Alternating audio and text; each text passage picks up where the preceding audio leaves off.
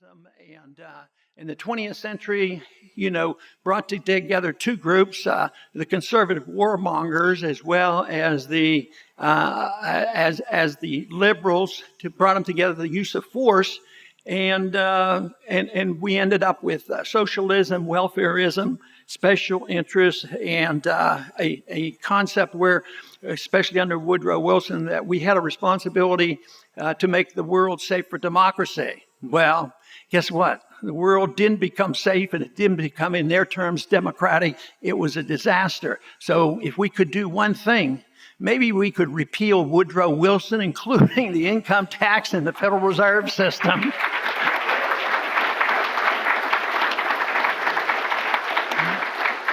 But the 20th century I see as downhill, and the communism ended. That's the good part. But now, instead of taking advantage and getting a peace dividend in the 1990, as the Soviet system collapsed, the world was enthralled with interventionism, Keynesianism, inflationism, and all the nonsense that had been going on. But we're now at the point where it is recognized that it's doomed. It can't work. It's not going to work, and something has to replace it. That's what the Mises Institute is all about, and the many other groups that we have now, is to provide the answers to what is the replacement going to be. We don't have to think about how many tanks are we going to have to invade Washington, D.C. They have more tanks. They have bombs and drones and everything else. But believe me, ideas are much more powerful than those tanks that they don't even know how to run and won't even have the fuel to run eventually. So I would say stick with the ideas of liberty to combat the disaster of the 20th century.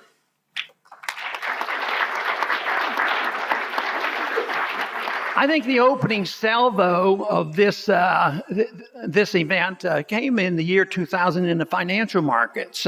It was the NASDAQ bubble, which was predicted by the Austrian economist. It was way out of proportion, and the crash came.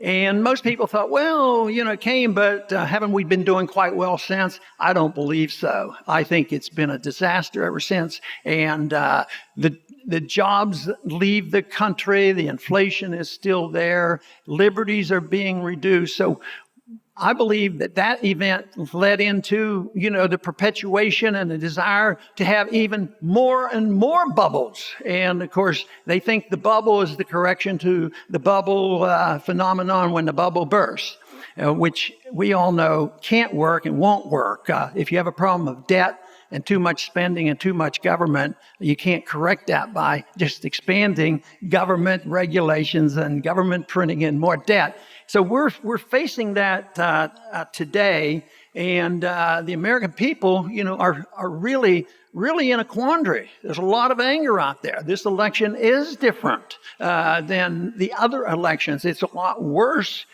because I think there's more confusion than ever. But everybody is angry. The people who aren't getting enough are angry, and the people who are sick and tired of paying for it are angry.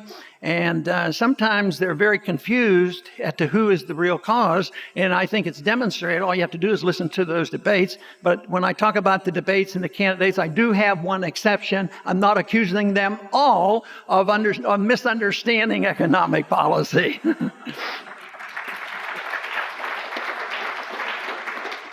So the people are confused and looking for it, but I think the politicians look for scapegoats. If we can just blame somebody, this would do the trick. So it's the immigrants. The immigrants are coming, and indeed it is a problem. But it is a consequence so often of economic policies. It's the economic problems that we face in this country where there is a disintegration of the middle class, and there's individuals who are on the dole. There's too much welfarism, too much rewards for not working, and then too many rewards for people who come illegally. And why are they leaving? Are they leaving because of being bombed? Some, certainly that's true in Europe. But they're coming from South America and Central America because they have lousy, stinking economic policies. And they're just begging and pleading and looking for an answer. So I think that the message of liberty and the message of free markets and the message of sound money, there's a universal need for this. And to me, it's the only answer. I don't for a minute think building fences will do it. I think there has to be more interchange between those of us who understand economic policies and those others who are struggling. So there are a lot of people who are migrating and immigrating come as economic consequences. It's a bad economic problem. Then it's compounded by our bad economic problems, and people get angry and upset, and jobs go overseas, and they say, well, the solution to that is terrorists, let's praise terrorists and do all this nonsense. So it's an opening.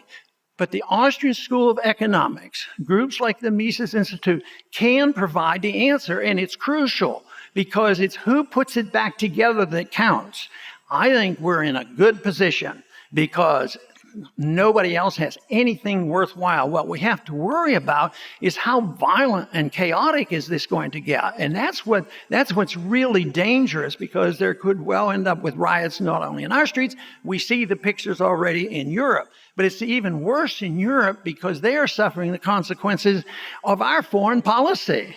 It is true. There's a lot of people leaving these countries. Yes, you could say, well, some of them are coming in there to undermine the culture of Europe, and they certainly seem to be achieving that. But some of them are coming to escape bombs. You know, if they had good economic policies and we weren't bombing them, believe there would be a lot less immigration from the Middle East into Europe or even into this country.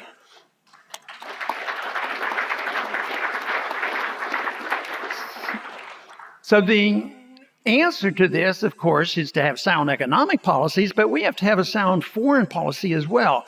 And foreign policy, for those of us who believe in the non-aggression principle, is that we don't have military forces spread around the world.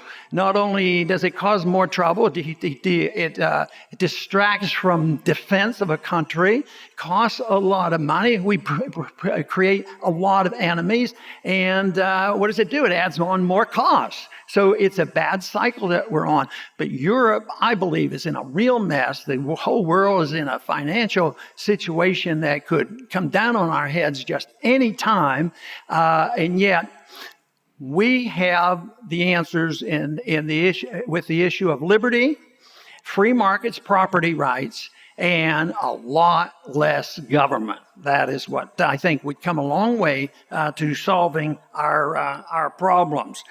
But in order for people to make use of this out of ignorance or deliberately, in order to advance the power of the state, there's a lot of demagoguery that has to go around, and a lot of fears. People act because they get scared. They get scared economically. Who's going to take care of me? And they get fearful that we're going to be attacked. And yet it's very, very difficult to get a people to look at themselves. It's hard for individuals to look at oneself to improve one's person and one's character. But this is what is very, very difficult, because of course I've experienced that. Any suggestion that we may have had a flawed policy in foreign policy, and I did not support this endless warmongering going on. I was considered un-American and unconcerned about our troops, and literally get booed by Christian communities, because the only answer to this is to carpet bomb, drop more bombs. We need to show them how tough we are, not realizing that's the cause of the problem. You say, well, aren't there a lot of those bad guys? That's the argument we always hear. There's a lot of bad guys out there. Don't we have to get rid of them? I say, no, we don't. Did we have to do that with the Soviets? No, we ended up probably being much too close to them rather than saying that we had to go in and do anything about it. And that's just a distraction, because you look at the alliance that we have with Saudi Arabia, and they're not exactly the champions of civil liberties. And yet at the same time, we're yelling and screaming because we hear something and we don't want to deal with Saddam Hussein and the other dictators, or China. Oh, they violate civil liberties. Well, what do you think they think of us? What do you think the people from the Middle East think of us when they see us torturing people and rounding up kids and bringing them here and keeping them for 20 years without charges being made? But we should be able to look at ourselves. But of course, what we have to do is get people to accept some basic principles. You know, the trend over those many centuries that I talk about, it was always there to give more freedom to the individual. And the government was sort of there. And their job was to enforce laws. But I think what has happened now is we had a pretty good code over those many centuries developed on how we as individuals should act in a very non-aggressive way. Don't lie, cheat, steal, or kill. Murder, not to do it. What do we have today? We have a government that lies, cheats, steals, counterfeits, murders people around the world, puts our people in prison without charges and have it become legal. At the same time, we see proposals today introduced by the leader of the Republican Party in the Senate to say that, well, what we must do is give more power to the president so he never has to bother coming and being annoyed with the Congress. He needs more war powers so that he can go any place, anytime around the world and use the military if he doesn't like what's going on, including in the United States as well. So I would say it's time for the American people to get this information and realize that our greatest threat is coming from within, by the doctrinaires of individuals who don't have the vaguest idea of sound economics, and if they do, they fear it because they'll lose their power. They don't understand what real liberty is all about, and so therefore they become fearful, and they claim the sole and most important responsibility of government is to make us safe. You can't even find that in the Constitution. They didn't say, hereby we declare the United States whole purpose of the federal government is to make sure that everyone is safe and they have a safety net and free education, free medical care, and the whole works. No, it's not there. The whole purpose there was to write a bunch of rules trying to restrict the government and trying to restrain the government and to make sure they live within the laws of the land. But here today, we have the government doing exactly what took centuries to try to get the people of the world to act responsibly to advance civilization. Now, in spite of all this, I think civilization has done quite well over these many years, in spite of all the shortcomings. But my disappointment has been that with all the intelligence, and this is such a short period of time, the ideas of freedom, so short, it's just hundreds of years, really, when it was really since the Industrial Revolutions. It's not like centuries on centuries, just hints have occurred. And so much advancement has occurred. I mean, the universe, billions and billions of years old, and nobody knows exactly the age. It's not brand new. But the ideas of mankind advancing to the stage where they even have the concept of liberty and importance of the individuals, very, very short.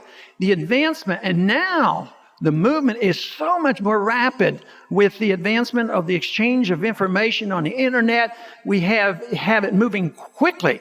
I mean, the ideas of liberty over the many centuries, starting all the way back with the Ten Commandments and the Magna Carta, that was very slow and tedious. But there's no reason why ideas can't move faster. Now, in the industrial age, industrial revolution, tremendous progress. Just think of our standard of living in spite of the government. Our standard of living keeps going up. But why haven't we had some advancement in the social affairs, getting along with people and trying to take our intelligence and saying, why do we have to resort to war? I think most people want peace. I think most people still today, nobody would admit at least that, oh yeah, we got to get rid of that stupid law that says you shouldn't lie, cheat, or steal or murder. No, they still believe in that, but they are too careless about it, and they allow the government to do it. So the only way I can see progress for humankind, as well as us here in the United States, is to take our intelligence and take this ability to spread information, show the importance of the individuals, and take what was given to us even early on with the libertarian principle of no aggression. Now, is that so much to ask from people? All we want you to do is say, I'm never going to initiate violence against another person or property, and I promise to do what I say. I will do exactly as I promise. And that is not too overwhelming, yet people are intimidated because of false ideas. They make them scared, and the people just roll over and say the solution is more government.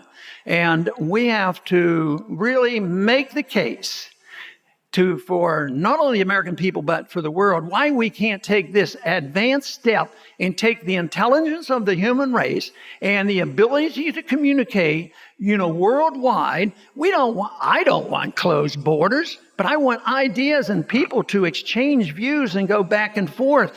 And this is happening. I get so many calls and emails. I mean, this past week, I think Daniel and I got a receipt of somebody took one of my books and translated it into Chinese, and somebody else translated another book into German.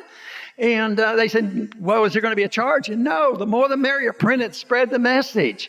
I mean, this is what's going on today. And, there was a time when you wouldn't even know about it. Well, we don't know about it. This is activity. So I think there's certainly a room for a revolution, but not the revolution of Bernie Sanders. He's going back to Plymouth Colony, and we don't need that. We need to look forward to the days when liberty will thrive and that prosperity will exist, and we will have peace in the world. Thank you very much.